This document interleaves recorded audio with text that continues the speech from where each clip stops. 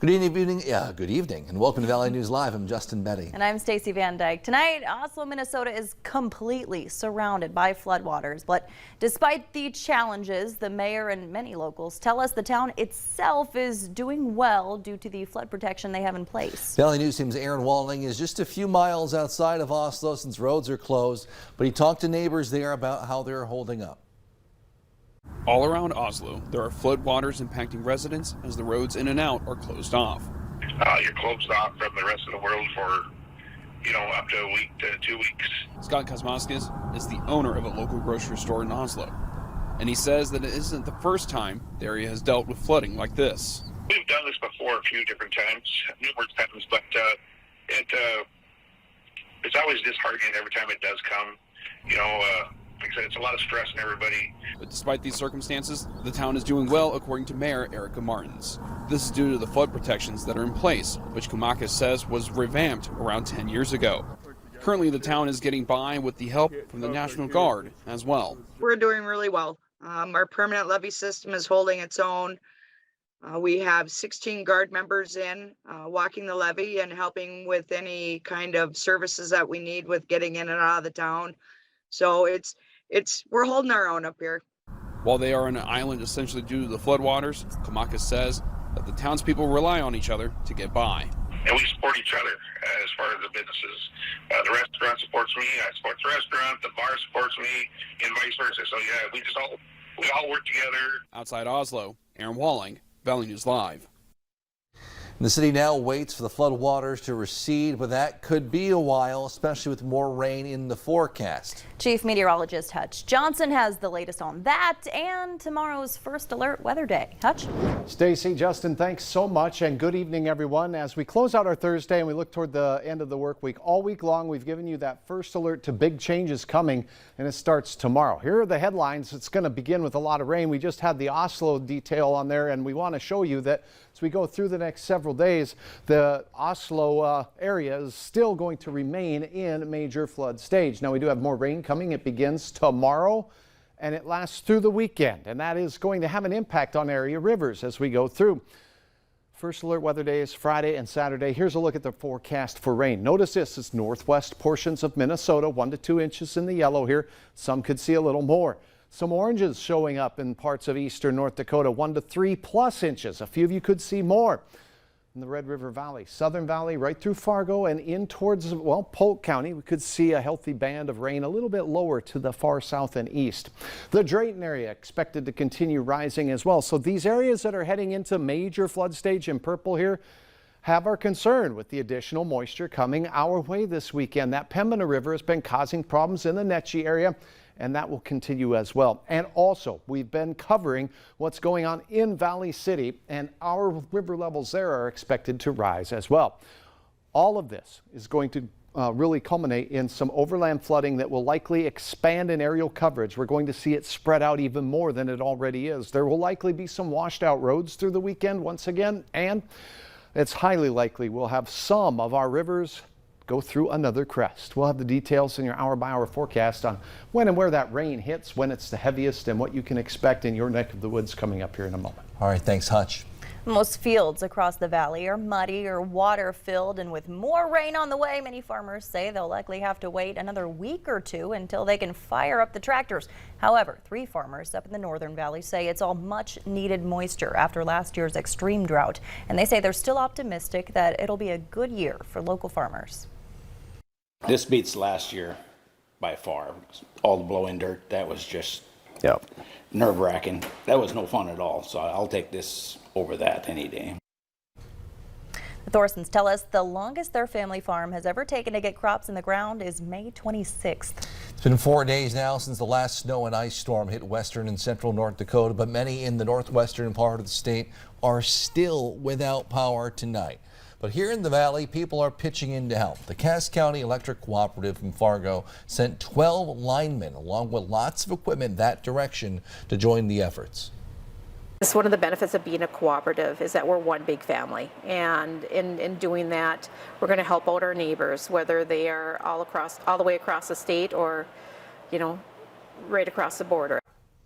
Their leaders will assess the area still needs help next week, and if they do, they'll send out more linemen.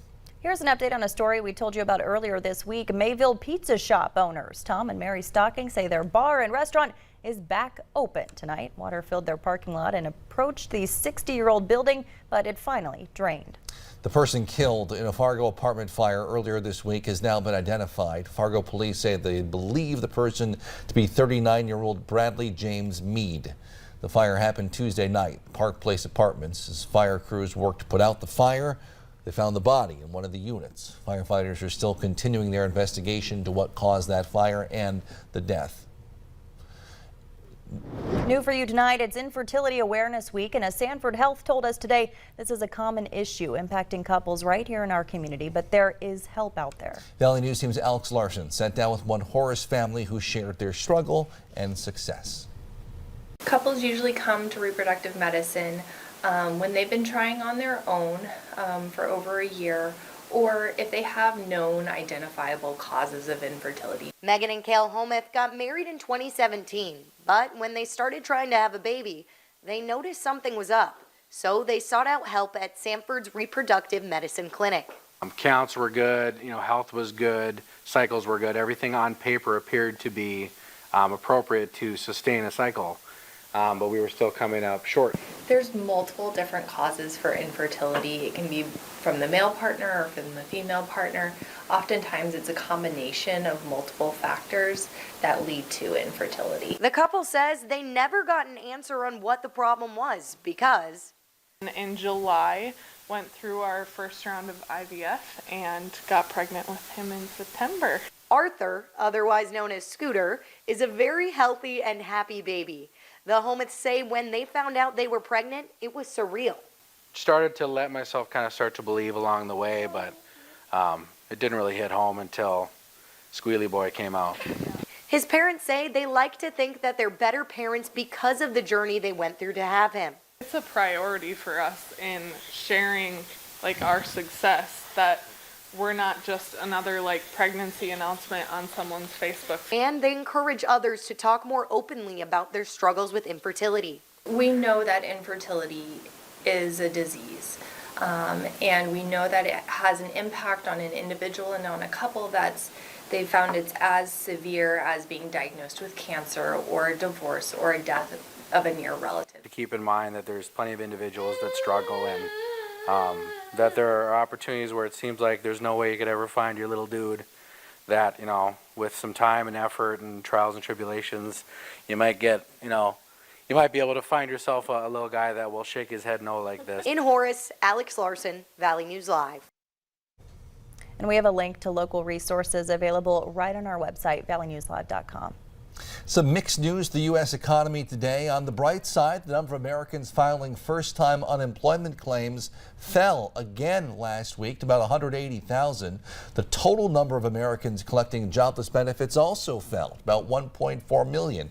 That's the fewest since 1970, more than 50 years ago. However, the nation's gross domestic product, the total output of goods and services, fell by 1.4% in the first quarter. That's its worst performance since midway through 2020. New tonight, union leaders gathered at the Fargo-Moorhead Labor Temple downtown for a ceremony honoring those who have died or suffer illnesses or injuries on the job. It's called Workers' Memorial Day. Tonight, workers shared personal experiences while calling for stronger protections on the job. Our goal should be to not have memorials, we should have parties and celebrate that we're all together and still working together and building years and years of friendships and family. During the event, speakers called on Congress to pass the Protecting the Right to Organize Act, which would strengthen their freedom to organize a union or collectively bargain for safer working conditions. For the first time in more than 2 years, a group of vets from the Red River Valley will be heading to Washington, D.C. as part of the Honor Flight. More than 80 veterans from North Dakota and Minnesota are making the trip. It all begins this Saturday morning, and it's free to the vets.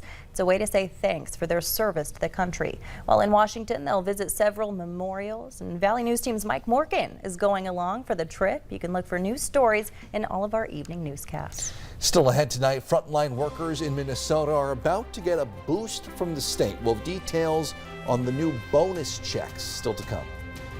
But next, a look at our forecast and what the probable impacts on our local rivers will be. The Red Lake River at Crookston has been going down nicely, and the more room we can make for more water, the better, because a lot of rain is coming. Some rivers may see another crest. We'll have details on your forecast coming up next.